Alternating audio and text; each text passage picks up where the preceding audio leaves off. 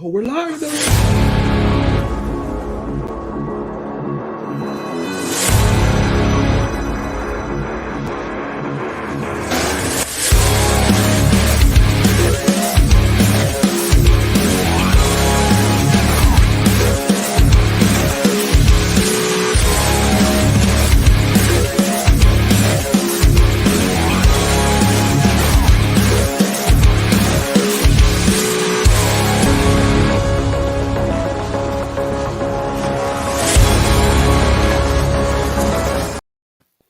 And good morning, everybody. Whether you're on the East Coast, West Coast, or around the world, this is your Wednesday wrap-up, and it was trying to be a wrap before we got started.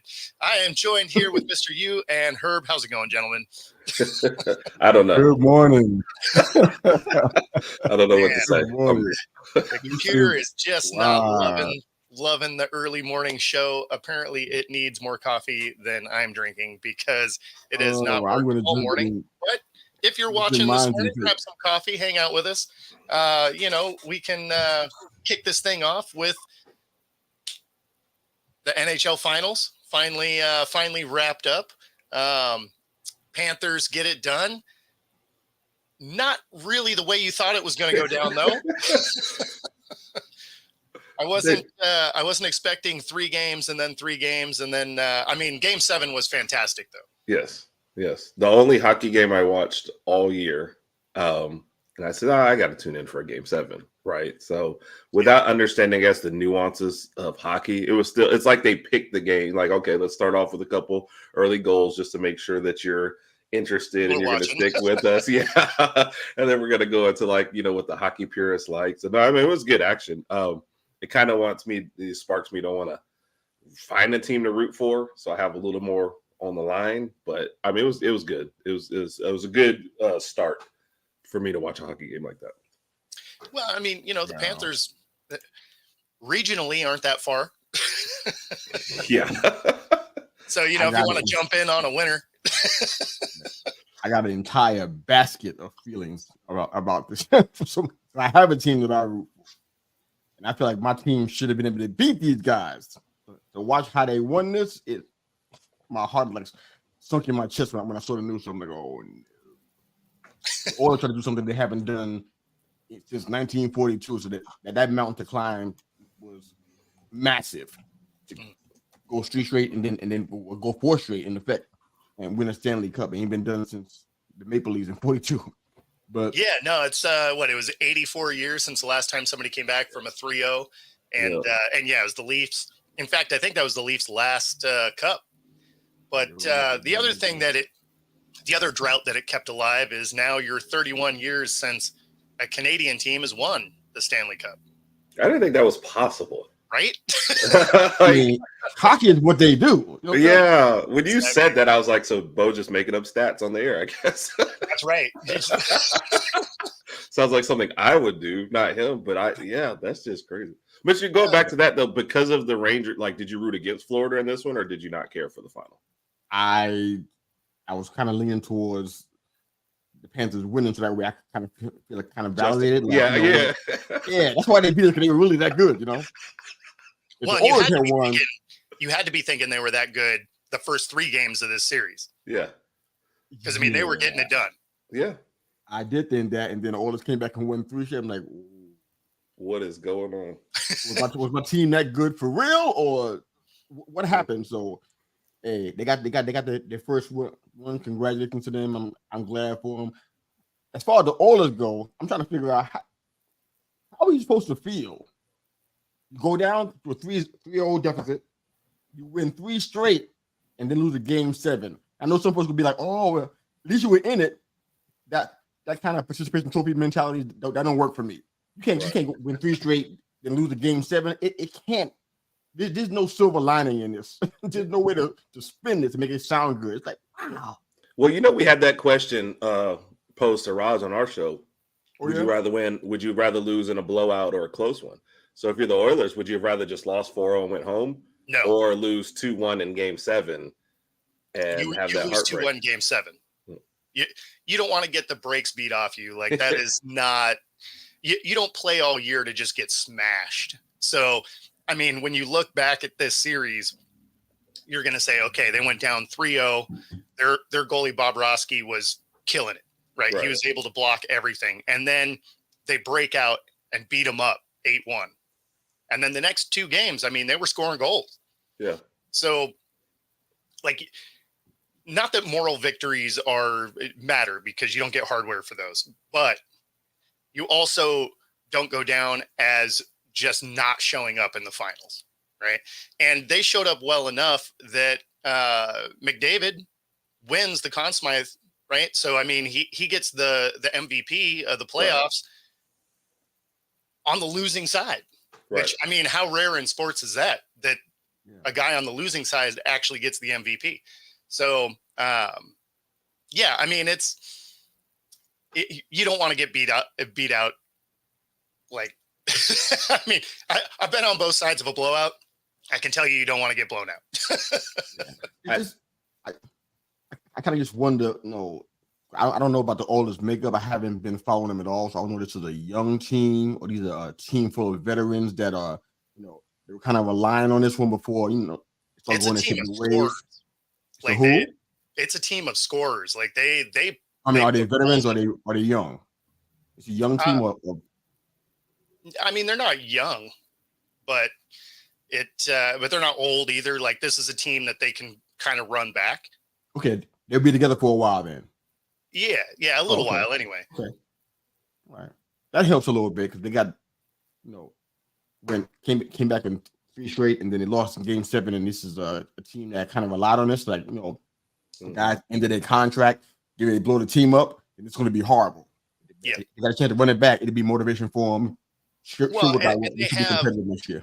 The guy that won the Conn Smythe, right? He led the league in scoring anyway, in Connor McDavid. So I mean, they have some really nice elements of this team. And after you saw them with that breakout game in Game 4, it made you look at it as, okay, maybe the Panthers weren't super focused in that game. Right. They come back in Game 5. And they still hang a ton of goals. Yeah. All of a sudden, you're like, oh, now their scoring is starting to come together because McDavid isn't the only one that was scoring on that team. I mean, they had 4 guys that can put up points. Yeah. So then when they tied the series up, I mean, you had to think that the Panthers were really in trouble because Bob Roski, who had been amazing really all season and definitely through the playoffs, was getting goals scored on him. And, he picked the right one to dial it back in. Yeah. And they the approach is always interesting because you always hear the cliche, you have to take it one game at a time. But you just feel like the Oilers like, look, we just have to put everything we got into getting Game 4. Like without Game 4, there's nothing else. And then you win that one on the road in Game 5. Now you're like, well, look, we got a Game 6 at home. We got a real chance of getting back here in a spot where we just won one. But I think we as fans just look at, 3-0, it's over.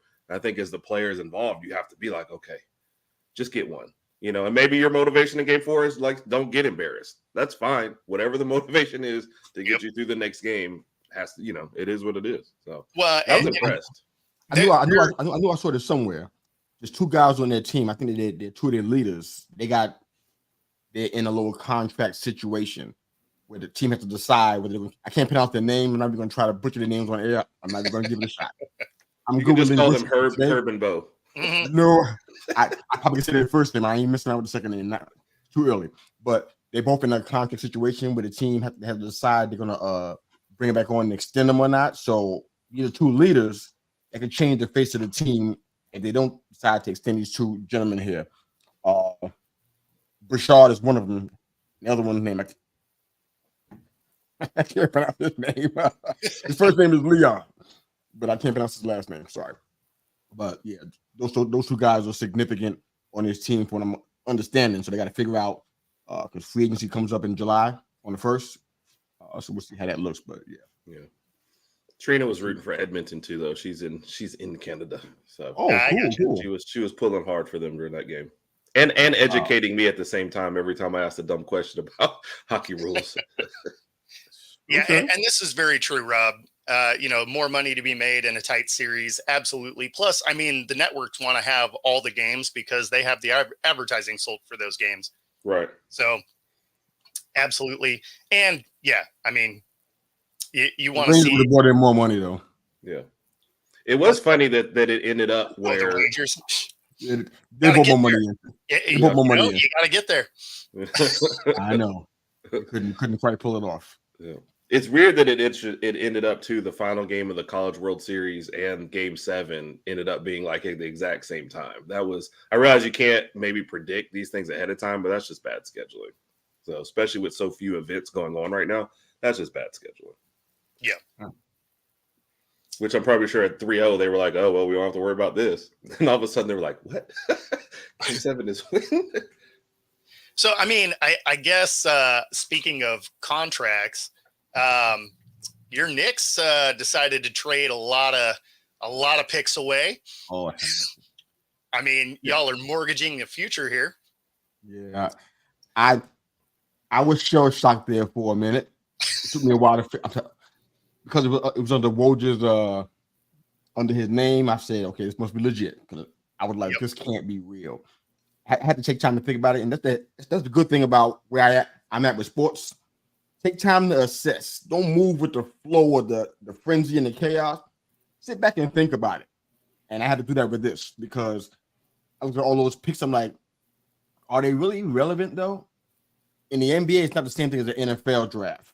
You know, so in the first round, even in the 20s, those players rarely, and I don't know if it's an NBA parity thing. I'm not quite sure what it is, but rarely do picks at the bottom of the first round kind of look like, you know, what you would expect in a first round. They were in the NFL. It's not really your equal. top 10 picks are the only ones that matter. Yeah. It's not equal. So what they gave away, and I did all my own research, all those picks, except for the swap, all of those were in the 20s, maybe even later than that in the first round. So after all these years, I mean, let's be honest, after all these years, we're talking about since Willis Reed. After all these years, I was 2 years old, dude. At this point, go for it. It's been very, very rare that I can remember a time when the Knicks actually went for it. They had it there and they went for it, excluding the Patrick Ewing finger roll, excluding that part. They really went for it as far as personnel and salary and just went after it. This is a really good shot. I love what happened this year. I would say that we could give Boston some competition this past season, but people say, oh, Celtics would have won. Okay, perhaps so, but I think it was a really good chance. A healthy Knicks team would have had them in a better spot than where they actually were playing who they played in the finals. Yeah, so, I mean, you can always make that argument, though. I mean, that's every sport. If everybody's healthy, you could play better. But I mean, you know, I mean, just every here, sport is I know. I mean, just here though. I'm talking about matchup wise. I feel like it would have been a better series, a better finals if they were in it. But at the same time, it's like, okay, whatever. But this is the time for them to go after it, and they got a chance to do that. They got rid of some. Bojan was good, but he was a backup reserve guy at the very best. And now you got a chance. You still got your 2 first rounders this year. Yep. You didn't give those away, which is really, really smart. And now you have an opportunity to keep OG back on the team and maybe do something at center. Not sure what they're going to do there, but they got a wing guy that Herb and I was talking about on multiple episodes. I think you have that in Bridges, and now you got to have some kind of a continuity at center. Are you going to draft a center, or are you going to keep either Robinson or make Hartenstein your starting center? I don't know what they're going to do because the money got to be worked out, but this is the best spot we've been in a long time. So when I saw that, initially I was like, oh God, are we all right? All them picks, I'm like, but all those picks don't really matter in the long scheme of things if you're trying to win right now, well, that's the thing, right? Like you're pushing the chips to the middle to win now. Yeah. And the Nets understand that they're nowhere near that. Yeah. Yep. And like you guys said, it's funny because like in football, because of how many positions and everything, like you can, like the Chiefs, win the Super Bowl and still your first round draft pick can be used on a guy who could potentially start. You just don't get that in basketball. You know, your guys at the end of the draft pretty much have their pieces, and like whoever they're drafting is like a guy they want to come off the bench or whatever. So it's totally different. No, so before this move, and I agree with you on I think the Knicks would have given the Celtics, certainly in the East, the best shot.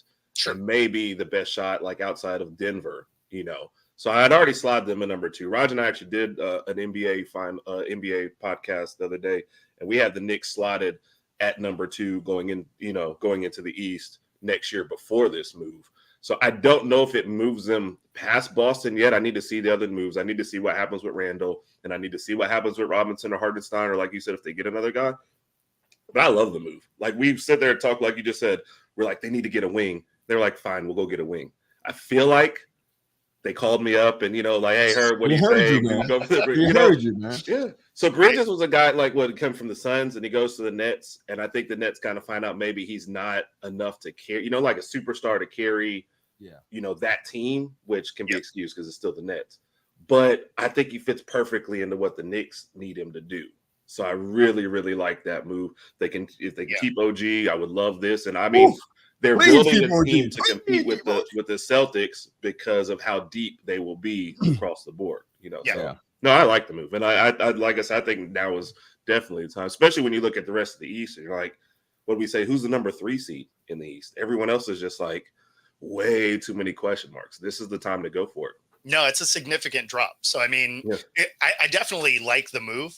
But when it first popped across, because there's a guy that feeds a lot of information to our Coast to Coast show, sent this to me last night, and I was looking at us like, man, you got your own researcher too? Hey, here we go. Wow. So stream, my own fountain, helipad, a yacht, and your own researcher. I'm just happy that you hang out with us. Can we get some of what you got? Can you share some of what? Can you spend us some of what you got? It's not my researcher. It's it's a guy that follows the Philly sports guy, but I borrow him anyway. What were you saying? You said you thought it was a lot of picks they gave up when they I mean, when it initially popped across, right? Because my brain is always initially in football mode. Right. So when I see just a stack of first rounders, I'm like, oh, here we go. And then I started, reading further into when they were. And it's like, I mean, okay. Right. I mean, don't get me wrong. I mean, you can still get gems in late first round, second round. They're far more rare, but you can find them. Right. But with the amount of picks, the odds are they might hit one. And, so the Nets will be good in like 2030. Exactly. And somehow in this, the Rockets gave them some of their picks back. So they're amassing a lot, but you don't have as many shots in basketball, and so it's like the fact that you can name almost every second round gem tells you like you don't hit that often, and then the late in the first round, same thing, so it'll be interesting how it plays out. But I like to move for the Knicks. I think now is definitely the time. Like I said, I want to know what happens with Randall after all this. Like, is he still there? Does he still what's going to happen with Randall now? He's dead. Wow. He's probably going to end up staying. Are you happy with that? Yeah. He brings 30 points to the table. Yeah. Scoring was one of the problems that we had. His 30 points was missed. Brunson had to work extra hard. Hard had to do things that Hard don't do. I feel like his 30 are going to come out of like what DiVincenzo does, because I just don't feel like he's that great. Yeah. The fact that I make $0 and I'm overpaid, like that's that brotherly that's that brotherly love. That's messed up. Wow. I thought y'all were both doing equal research, but apparently Raj just you're doing it. You're not doing a good job. He just get fired. Yeah. Wow. Raj is the good looking one. I'm the worker. He's the talent. Oh wow. That is hilarious. I'm good with it as long as those guys like Hart and Dante, they shouldn't be at the place where they're starting. It shouldn't be the focal point. So that's okay. That helps. That means that our bench will be stronger than it was last year. Right. I'm good with that because the draft's going to be fantastic. I mean, listen to Woj, he thinks the Nets are going to have a fantastic draft because they got some high powered talent coming through in this upcoming draft right here. I don't know what he was talking about. I haven't been in it yet, but he's talking about. Yeah, most people actually think this draft is kind of weak compared to most. Really? So, yeah. Okay. If you read most things, they think this is one of the weaker drafts. So if you were going to punt on the draft, this would have been in the air. Well, now it's time to start looking some stuff up. Now I got to see what's going on. Yeah, sure. Yeah, we got 2 first rounders though. So I mean, whatever we get with 2 first rounders, I can't be mad because it's a lot better. And that was the issue for us, as I told you on previous shows. Put our roster against somebody else's. always 3-4 men short compared to everybody else. You can't have that. You need to have depth. You can rest your starters and go deep in games. So I'm excited about the draft though. I want to see what they're going to do, but yeah. And I think that'd be their thing.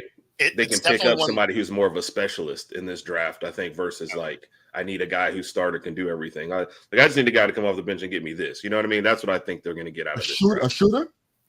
I think whatever they deem necessary, like after they decide what's going to happen with, like I said, with Harlstein and Robinson, I think they'll be able to find whatever they need in this draft and not need I don't need a superstar, well-rounded guy. At the points where they're picking, they can be like, I just need a guy that can do this for me, this specific thing. Whatever they deem it is after they put the roster together, they sign OG.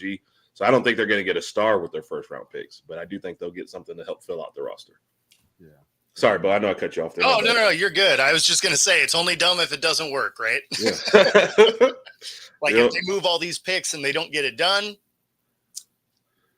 then it's not a great look. If they how much time are you giving us for that? I say it in every sport.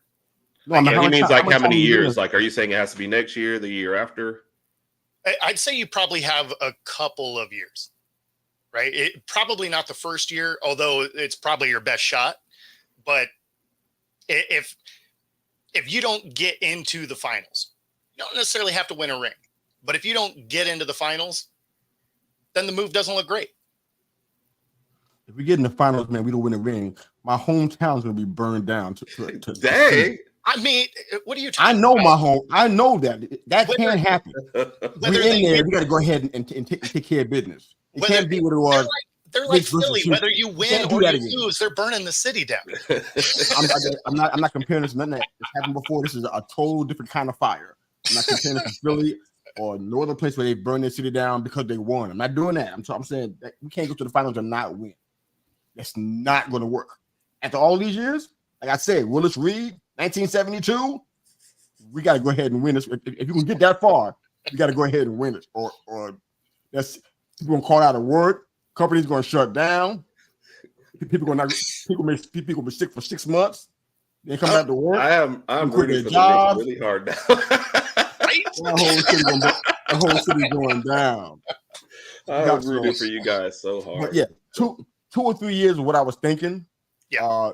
Next year is better, especially because of what we're doing. Right. Bridges is going to have probably he only has 2 years on his left. So yeah, we signed him as a priority. I didn't realize he was still on his rookie deal. Like it feels like he's been around longer than that. I didn't know that either. I thought he already had another contract. Okay, that's news. They said this is about as cheap as you're going to get him right now. So well, and that's why I say this next year is your best shot, because the year after that you got to start thinking about paying people. Right. So then all of a sudden teams do start to come apart. That being said, basketball is a little bit different because they can be like, oh, salary cap, cool. How about I just slide some extra money your way and then the cap doesn't matter. Robert, that man is stirring it. Everything we talk about ain't gonna get talked about today. You start messing around with this kind of stuff. It'll change the whole run sheet. Oh, yeah, I'm interested to see this Hard Knocks, but we'll get to the NFL here in a little bit. Sticking with basketball here, the Lakers hire a new coach. And, of course, people are losing their mind over this clip, which is hilarious to me. But so this was his press conference opening up. First of all, what misconceptions or concerns about you that you've heard in the last few weeks are you the most looking forward to dispelling when you're the coach? It's a valid question, and I've certainly heard everything. It's been a really interesting 6 weeks or so, just in terms of being part of the engagement farming industry. It's been really interesting. However, I don't really have a great answer for your question because I really don't give a fuck. Honestly, I want to coach the Lakers. I want to coach the team. I don't want to dispel anything. I don't. I want to become a great coach in the NBA, and I want to win championships, and I want my players to maximize their careers. That's all I fucking care about.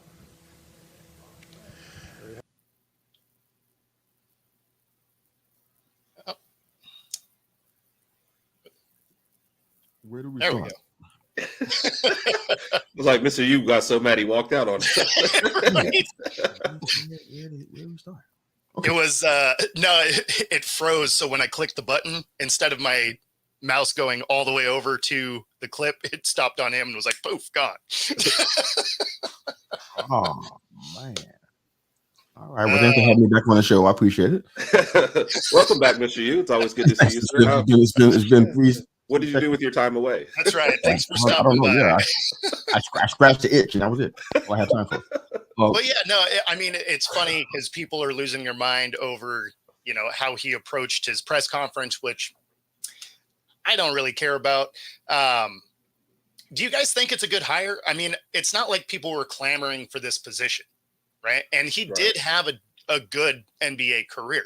So it's not like he's just been a mouthpiece for the media, right? I mean, he had a good NBA career. He knows how it works inside the room. Do I love the hire? No, but I mean, it's not like anybody else wanted the job either. Yeah, that's a really big part. I'm kind of shocked a little bit that it wasn't more of a line to get to that prime head coaching position. But as we discussed in previous weeks, I feel like your king gets part of the blame for that. You can say Tell what you want about him Raj, doing you the might vote. want to mute us for a second before. Yeah, I know he he might. starts. He may want to. It won't be long. It won't be about 5 seconds. That's really all it's really worth. But I think he's put a big part in the reason why he had a long line for a coaching job with the LA Lakers. That's marquee if I ever heard it, and there wasn't a lot of folks there. What's that tell you? But in regards to Redick, I don't know, man. We got a lot of examples. Steve Nash was an example with Brooklyn. Derek Fisher with the Knicks, which I remember very, very, very, very much. Jason Kidd in Brooklyn. Darvin Ham, I guess you that an example. Former players who go into coaching and they kind of don't meet expectations. You put him in a spot where he has to have a really high expectation, and it's not really fair to him. So I'm not in love with this. A more established coach, somebody who kind of a no-nonsense, not Bobby Knight, but I'm blanking out on people who, fit in that category, but somebody else that would not, take so much guff and kind of just, and know how to coach. Better fit on this particular team with this makeup than the one they have right now. So we'll see what happens. He sounds like he's pretty forceful, dropping F-bombs and saying what he don't care about. So maybe he got some moxie or whatever. He got some cojones. That's where is he going to be able to counteract some of LeBron's toxic traits? I mean, they're on a podcast together anyway, so obviously they have a relationship that works. Right. Yeah, but is that good though? What are we talking about? This is player coach now. We're not talking about buds that do a podcast and whatnot, hit record. We're talking about player and coach. Can you tell him what to do? No. Well, that's the thing is I don't know that any coach gets to tell him what to do. Right? He's the self-proclaimed king since he got into the league. So he kind of does what he wants. It's why he builds the teams he has, right? He dictates what happens to the team, whatever team he's on. So, I mean, that's not good. Actually, just in case we're not clear on that's not a good thing. We're not. No, but it does make the coaching hire make more sense because they are friends. Maybe they can work better together than coaches in the past that actually just wanted to coach. Yeah. Right. So how does a coach that's handpicked be able to tell you what to do in game situations? I don't understand what he's handpicked coaches before. Yeah. But they were normal coaches and they wanted to coach, and he didn't want that. I just don't like throwing a new coach into any kind of championship situation. Anyway, that one's already weird. Even before you get into the rest of this stuff, you're basically telling JJ Redick come in, learn on the fly. But oh, by the way, you probably only have like 2 more years. We need a championship out of you, because LeBron is already aging. But then when you throw that into it, I think that's why I like an established coach who's a little more confident in himself. Redick seems to have plenty of confidence, and maybe the friendship comes into play. But I just feel like the first time he makes a bad rotation and they lose a playoff game or something, like this whole thing is coming crashing down. It just seems like if I was a first-year coach and I was JJ Redick, I would get into a situation where I could grow with the team versus, all right, man, you better get this right because we lose a December game and we're firing. Yeah. Well, and I think that's probably true because if you look through the history of the NBA, anytime a coach has come in with no coaching experience, they get about 2 years. Right. Darvin Ham got him to the Western Conference Final a year ago and still got fired. So they're like, I feel like I know Raj loves the Lakers. His comment hasn't been posted yet, but I get what he's trying to say. But that middle part, brother, I'm sorry, I just can't get with it. The challenges are not going to be the same. It's going to be different. If you had a guy, for example, and I'm saying you get him now, you can't. But say you have Pat Riley, somebody who they compare Redick to right now as a young version. If Riley was in a situation, coaching the way he knew how to coach, his level of challenges is not going to be exactly the same as a Redick. It's not the same thing because he has experience on his side. He has game tape. That only matters if the coaches, if the players are going to listen to you. Exactly. So the challenges are not going to be exactly the same. I don't care who you bring inside. It's not the same, man. Well, no, it would be very similar because LeBron's not going to listen to anybody. I don't think it's going to be similar. Yeah. The same time going to be exactly the Rogers' same. next quote this counts everybody's experience. Put him on a level playing field. Redick and Riley are not on this level playing field. It's not the same. He got experience that Redick may never get. It's not the same at all. So I can't say that part. But the issues that they're going to have on the team with communication, that kind of stuff, yeah, health is an issue. Roger's right about that part, but the communication part, maybe Bo is right, and their friendship is going to carry them past the 2-year default that we seem to be having with him on every team he goes to. So I don't think it will. I think his career's over in 2 years, and so they probably blow the whole thing up. They were trying to build this team to build around Anthony Davis for the future, and I just don't think that's going to work. Well, and to the health issue, though, like the Lakers starters were as healthy as they've ever been. So yeah, but AD is not that dude. I mean, let's just call it what it is. AD. Oh no, I agree. That's what I'm saying. I think that was the plan, and that was the post LeBron plan. And I think somewhere along the way they're realizing, yeah, that plan's not going to work. So I don't know. I don't know if they have another plan after that, but I don't think JJ Redick wants to be around for that. Even if he survives this, I know I wouldn't want to be. I wouldn't want to be all of a sudden the Lakers. It works itself out. Like as soon as LeBron is hanging it up, everybody's off that team. Like they're starting over. Ghost just had an awesome comment. I know that from a personal standpoint. I got a buddy of mine. He probably doesn't watch this show. If he does, I'm probably talking about his situation. But I'll be very general. I got a buddy of mine that's been in business with a friend for a long period of time, and they got big money coming through their business. I'm talking about like 7 figures coming through their business. Sure. And the friend kind of messed up a little bit, made a couple of string of boo-boos, and it caused them to have to fall out. And the company lost millions with an S of dollars. Yeah. So I agree with Ghost. Going into business with your friends, that may not be the best idea in this situation. I don't see it turning out much different. I don't think it's going to be a success. I don't think it's going to work. Yeah. And goes for the comment. I don't think coaching matters in this situation. I don't think that team is built to win. So I don't know that it mattered who was going in there. It wasn't going to work. Yeah. But that gets us to the halfway point. So let me knock these ads out real quick. And of course, the first one is, man, the computer is just not working great today. You didn't give it any coffee. I feel like coffee would mess my machine up a little bit. There we go. All right. Have you tried it? No, because I want to continue working. So, but of course, this show brought to you in part by True Fusion Gyms. There are 3 locations: the Bellevue, Ballard, and of course the new one in University Village. If you take the QR code on the screen right there, you get free 5-day pass. Any of the locations: Pilates, boot camp, yoga, bar.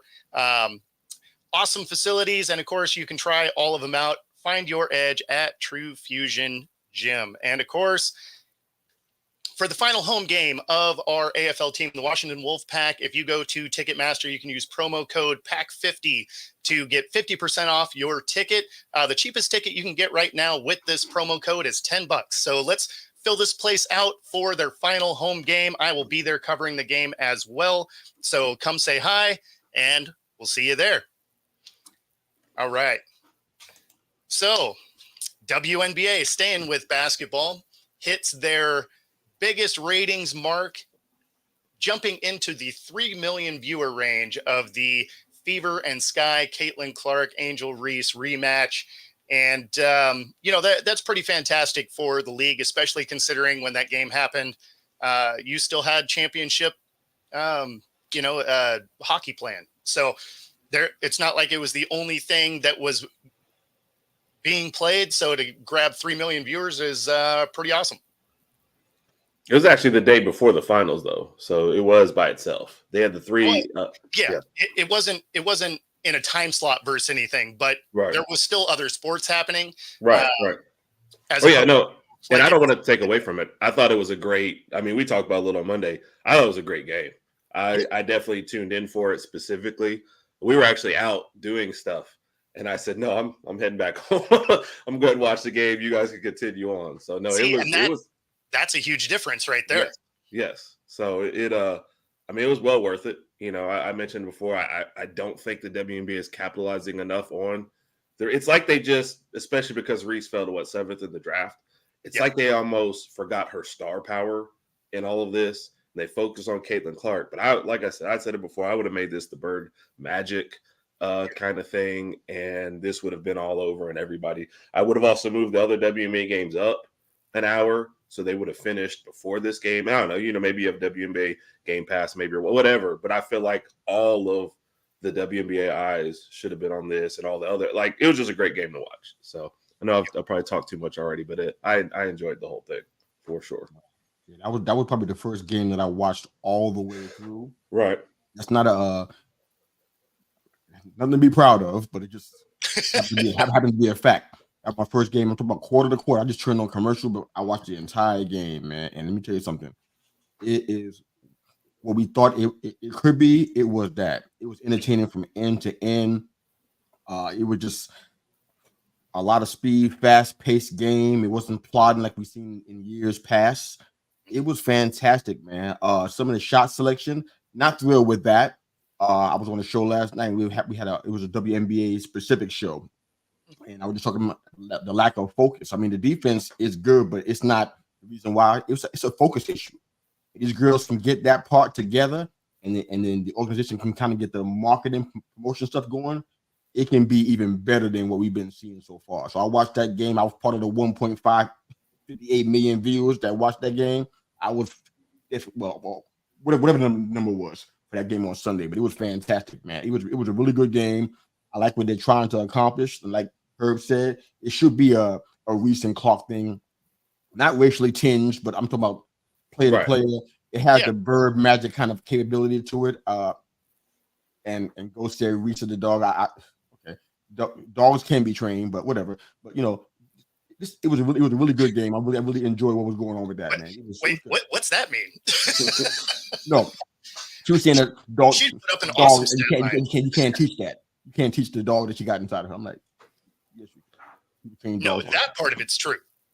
Yeah, it was really good, man. I mean, I'm not even sure she's like Robin because she can't score. The best proof you can't teach dog, 100% best proof of that, AD. Yeah. I think 25 points, so she can do more than what Robin is doing. Talent in the world. Yeah. She has the potential. I mean, we discussed on this show. She can up her shooting percentage. She can work on that part. That's not something that's out of her. When Robin had the ball in his hands, I don't think, you know what? Here comes that thing we need. Here comes that perimeter shot that we need. I don't think about that concept. I think about him as a rebounder. So, all respect, Ghost. I don't see the comparison there in that regard. She's definitely an elite rebounder, but she can shoot too. It's just percentages are low, and she got to kind of work on that. That 25-point game, she was shooting very good across the board. Rodman can shoot. His percentage wasn't great, but Rodman can shoot too. I mean, it's actually not a bad comparison. Yeah, because of rebound. And outside of this game, she has a very awkward offensive game. Nothing that she does offensively looks like very smooth. I think that's really what it is. But I think that's like but everything else she brings, she has no mid-range, but that's fine. I think these are things that she can continue to work on. But you can't deny, like I said, her rebounding, her passion for the game, and her defense. Like, those are all going to be there. And she rises to challenges. Clark, I think Clark had already won 2 this year against her. Yep. And then if you count in the NCAA finals, playoffs, that was 3 in a row. So I think it was kind of like, she'll never say it at the end of the game. She didn't make it about them. She's like, oh, it's about the team. But I know that kind of stuck in her craw a little bit. She's like, no, we got to win this one. So, and like I said, I was impressed for a team with not that great outside shooting to come back from 15 down and just kind of methodically chip away, because you see it all the time, right? A basketball team down 15, all of a sudden they come and they're shooting 3-pointers every time down. Next thing you know, they're down 25. Yeah, exactly. And they were like, no, let's just ride our stars and get back in the game.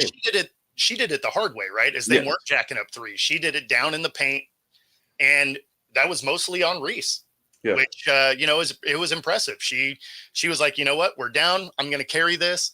Obviously there were some coaching issues on the Fever side as well. When your team is down 2 and then down the only issue. in the last minute of the game, and you don't put the ball in Clark's hand at all, obviously that's a huge coaching issue. Now, does she put the shot up? Maybe not. Maybe the play goes away from her, but she has to touch the ball. Yeah. And I think on the first shot she did, but it was like 3 possessions in a row. And only one of those is inbounded to her. And she passed it to Boston. Boston missed a shot. But the play before that, Boston hits a 3 because she's looking around and what's going on? Somebody come get the ball. Some kind of do. And everybody was just kind of like, I don't remember what. It's just there's been a lot of criticism of the Fever coach. And when you start to look at the team, they have some talent. They have high draft picks that are out there and playing. So it's kind of what's going on. And then maybe it's the fact that Caitlin Clark just got there. There's sometimes they honestly look like they've never played together, which they kind of have it. Yeah, so they got look like that a lot. Man. Yeah. Right, they got talent, man. Boston and Mitchell are they're not scrubbers, man.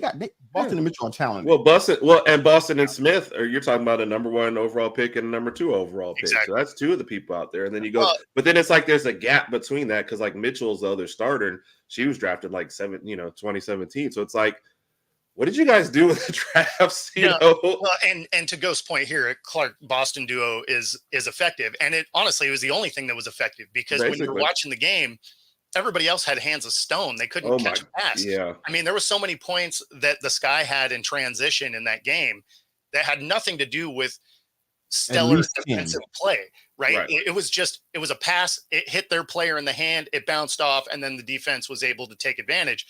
But, I mean, go hang out with some football players. Learn how to have soft hands because you need to be able to catch those passes. Yeah, I feel like it goes back to focus again. I went back and watched some of that stuff, and when you worry about 3 things at the same time, something bad is going to happen. What about where you are in proximity to the basket, your defender, and then catching the ball? It's okay, you got to concentrate on something. What's the most important thing to concentrate on in that moment? Out of those 3 things, catching the ball is the most important thing. You can figure out the basket part, and where your defender is, catch the ball first. Like in football, same almost a comparison, bro. Like in football. Catch the ball first, and then you start looking for position and angling and going up for a shot. And most of those points that we've seen that were lost, that's what was happening. You could tell they weren't focused. Ball was like the little girl, the little blonde girl, when the ball bounced out of her hands. That's what that was. That's what the people were doing for most of that game. And that's why I don't know if I'd throw little next to any of them ladies. I'm talking about the comparison of them missing the ball. I'll give him that one because it's sometimes when we watch a game, my wife will go, "That guy's tiny," and I'll go, "No, he's actually 6'2". She's like, "What?" But you get him on the court or on the field or whatever with other people. It's because Steph Curry's 6'3", but you look at him on the court, and you're like, "Dang, he's tiny," and I'm like, "Really not?" But he walks out there and you're like, "Oh, he's 5'8". Cool. Yeah, exactly. You think that, and that's why I think part of his appeal because he's just like me. He's really not. Sorry. He's still really big dude. Yeah. No. But to your point on that, half the times if they would even catch the ball, not even go up for the shot, it wouldn't at least be a turnover. So it's I could think of 4 or 5 instances I'm watching the game, and they're turning back and they're pointing at Clark's. She's getting frustrated, and I can just see it. It's especially that breakaway. Yeah, that thing was the best. Over the shoulder, you drop it once and you're in, and I mean it just out the. Because I think that one was to Mitchell. Yep. And then the girl you were talking to, I think that was the full court bounce pass. I mean, this was pretty, and she just goes up and misses a wide open layup, and you're just it's a 1-point game in the end. There's a lot that could happen here. But the best part about it was her and Boston. When this win streak kind of happened for the Fever, her and Boston, the two number one overall picks back-to-back years, have started to kind of get to know each other. And I think Clark is like, look, I'm just going with Boston because the rest of y'all suck. She was the only one that could catch a pass. The coaching thing is the real thing. I don't think Coach Sides is going to make it. Yeah. If you watch some of the camera shots, their body language when she's talking to him is like, even people in the background kind of like, she's talking again. I mean, she's the coach. She's supposed to talk. So it's like, you ain't responding to her. Might be time for a change there. I feel like Sides is going to get fired. Yeah. I mean, this win streak might have helped it, but And Clark had 13 assists, but I feel like 8 or 9 of those went to Boston. I mean, I don't have the exact. I feel like 12 of them went to Boston. Yeah, So also, I think she deferred too much in some cases because she's great at driving the lane, and she's effective when she does that. She decided to not do that and pass the ball in a lot of cases that she probably didn't have to, trying to include her teammates, and they had hands of stone, like bro was saying. So it's like you got to take over when that happens. You can't trust them you can't keep feeding them when it's like. Well, I think they're blitzing her a lot, though. I think that's the thing. So I think they're trying to get the ball out of her hands. I think that's why the pick and roll has been more effective because they're doing that switch. But I think the only person out there they trust to do a pick and roll with her is Boston. Like I can't think of another player out there that they're going to do, any kind of action with. But those 4 or 5 times we were talking about, they weren't doubling her during most of those 4 or 5 times that we saw her pass the ball and her teammates fumble it. But they were good passes though. Like the ones we're talking about were still good passes. Yeah, they were good. Like we're talking about like the one we're talking about with Mitchell where it bounced off. That was a layup. She's under the basket. And the full court bounce pass, that was a layup. So it's like she looks selfish if she's ignoring those. You know what I mean? So these are all good passes. I don't fault her for the passes that she's making, but there's only so much you can do. So indeed. And no, if Sides goes, I don't think Clark is LeBron because I don't think she's publicly or personally lobbying for any of this. I just don't see good coaching sometimes from Sides. So you're going to play Clark as many minutes as you're going to play her. There needs to be, like to your point, there needs to be more plays or more specific actions run for her. Well, defenses have played Clark in a smart way where they haven't thrown a true double team, but they've broke towards her like they were going to be, which makes you move the ball. Right. So they haven't had to come fully to her. I think that's something she's going to learn to exploit a little bit as time goes on. Right. You hold the ball just an extra half a second to get them a little bit closer to free someone up. But when you watch, there's been a second player breaking, takes like a 2-step, her direction.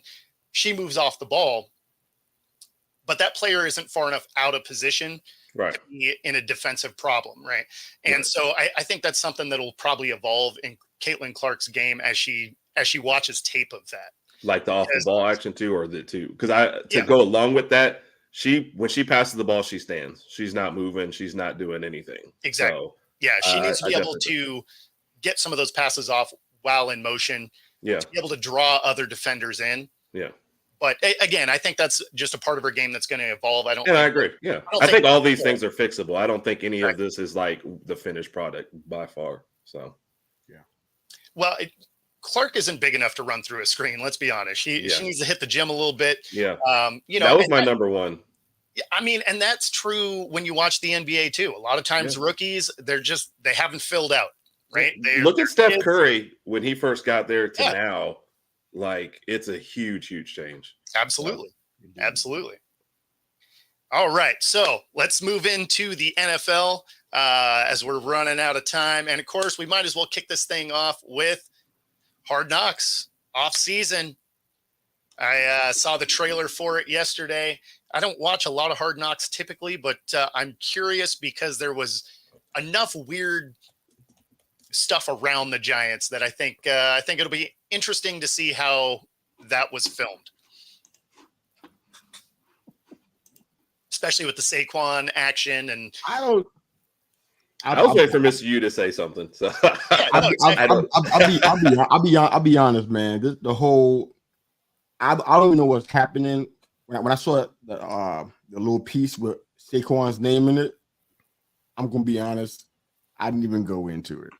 You can tell me more about what that's about than anything. I can talk to you about the Giants in general, but the whole Saquon thing and the coach going back and forth, I have no idea what that's even about. Enlighten me. What do I need No, to know about this? Well, nobody knows yet because it hasn't dropped. It comes out in the first part of July, so we'll all find out together. But it sounds like there might be some interesting storylines, not just that one, but just across the board with the off-season Hard Knocks. And who knows? Maybe it's just marketing. Maybe it's going to be absolutely terrible and boring. Which is generally why I don't watch it anyway.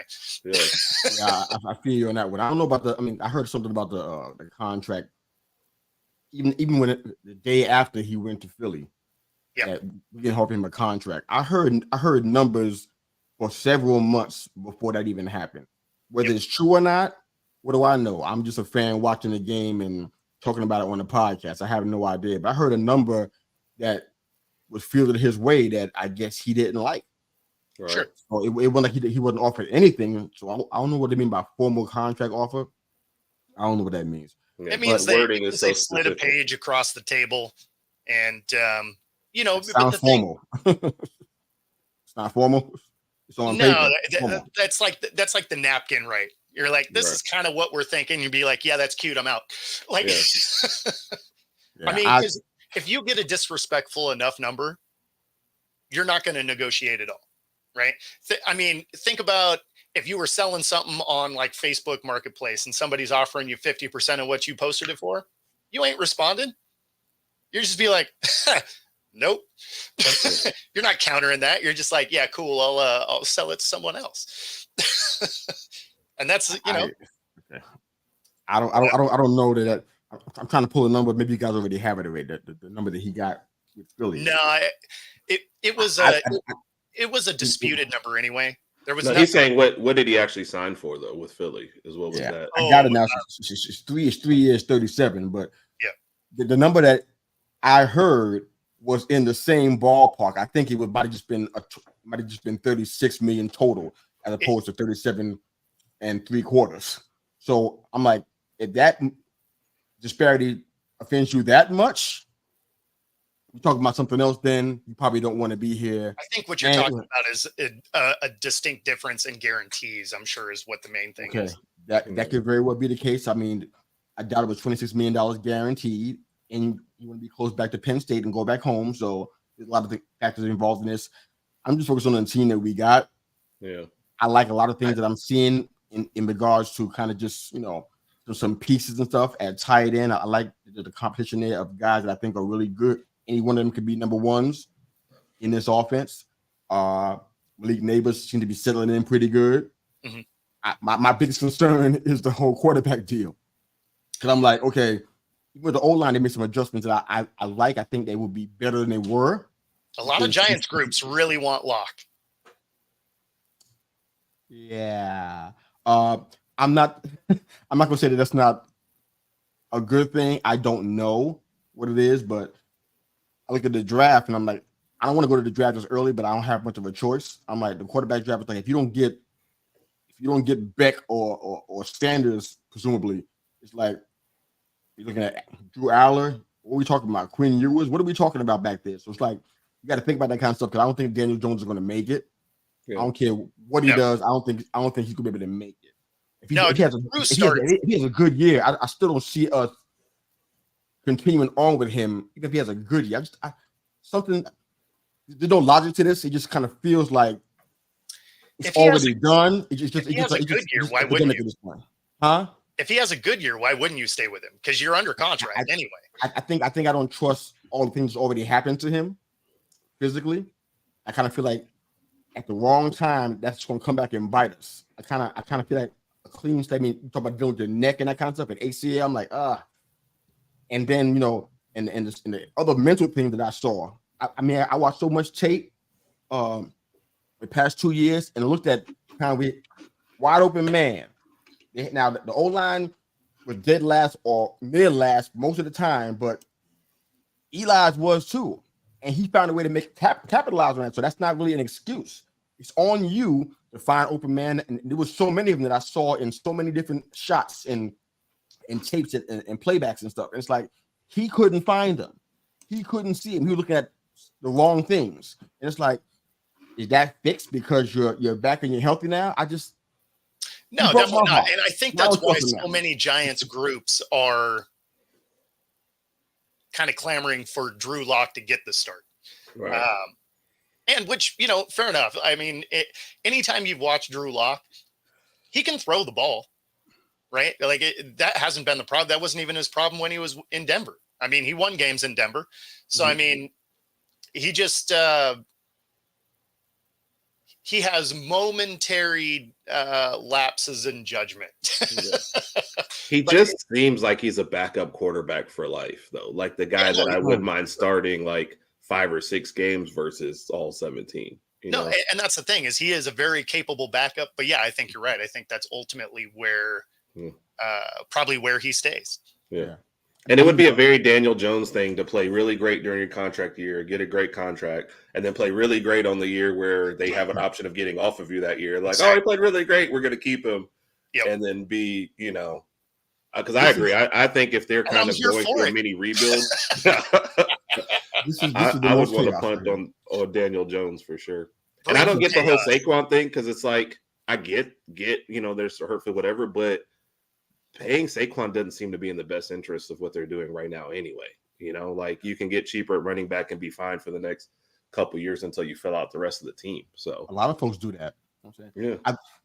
I'm fine with their strategy. I think they're better off. The tormenting part is that that these guys were historically bad. Yeah. I go back and look at maybe 3 or 4. There was definitely 4 games. I put it in an article. 4 games that they lost by like 5 points or less in 4 games. Where does that put you? That puts you as a 10-win team with that mess that we had out there. So it's like my expectations for them are higher this year than that. I'm like, you improved in specific areas. So if you lost those kind of games, you can win. You could be a 9 or 10 win season now. But is that good though? Where does that put you in the draft next year? So I'm thinking about all that kind of stuff, and I don't really have great answers. I'm just like, but this is definitely potentially at least a 10-win season with what's changed. If Daniel Jones is better, even if he's not, like you said, Drew Lock can be serviceable, and you're gonna have better than what you had last year. I think Drew Lock is better than Tommy DeVito. I'm just taking a shot in the dark. He's definitely better than DeVito. A shot in the dark. Honestly, I think he's better than DeVito. No offense to my guys in Brooklyn, my guys. I think he's better than that. So they can be a 10-win team, but what's the end game for that? Where does that put you in the draft? Is that a good thing? Because 2022 probably shouldn't have happened, but it did. Yeah, I still think he's better than Jones, honestly. I ain't against that. Whatever's best for the team. But it's like, where do you go if you have a 10-win season? You shock the world. What do we do then? Because Lock can't be a starter long term. What do you do then? Who are you pulling from the draft? What's next? But you're not getting back in there. From the draft. You're starting. You're starting. Lock is on our team wearing blue. Y'all gonna have to come check with me because I ain't gonna know. I'm not sure what reality. What universe am I in? If Dak is a Giant, I can't actually. I can't get with that yet. Oh man, I hope that happens. I know you don't care about me. That's why you. Oh, that's harsh. I think the storyline around that would be amazing. You don't care about my well-being. I know what he's about to care about. We talk about Romo being a Giant. Did you know my heart stopped beating? Romo being a Giant. What? Are you trying to kill me? You'd be you don't want me here? You'd be like, you'd be like, I'm not a Dak fan, and then he would sign and be like, you know what, Dak's all right. I'm not going to do that. I'm going to say same thing I've been saying. Top 5 quarterback, turnovers, interceptions. We can do better than that. But top 5 quarterback. All things being equal, Cousins might be available also at a discount because he's got the guarantees from Atlanta. So that's something we have to explore a different time, though. We are at the end of the show. Be sure to let everybody know where they can find you. On Twitter, X, Raj_Herb and Herb Raj Podcast on YouTube, and Tuesday nights, 8 p.m. Central, do our live show. We're on YouTube and all the socials as they call me Mr. Yu. Of course, you can find us on that Monday thing at 9 a.m. EST. Here on the wrap up, Thursday night, triple threat, wrestling, baby. Everywhere. I'm working a lot. I'm tired. And of course, if you're watching us right now, be sure to like and subscribe. It helps us out a lot. If you're on Roku, stay tuned for the next hour. And of course, if you are here in Western Washington, meet me at the Snohomish Buzz Inn Steakhouse for the at 4:30 today for the AFL Washington Wolfpack press conference. I will be there asking some questions as well. So other than that, we will see y'all next week.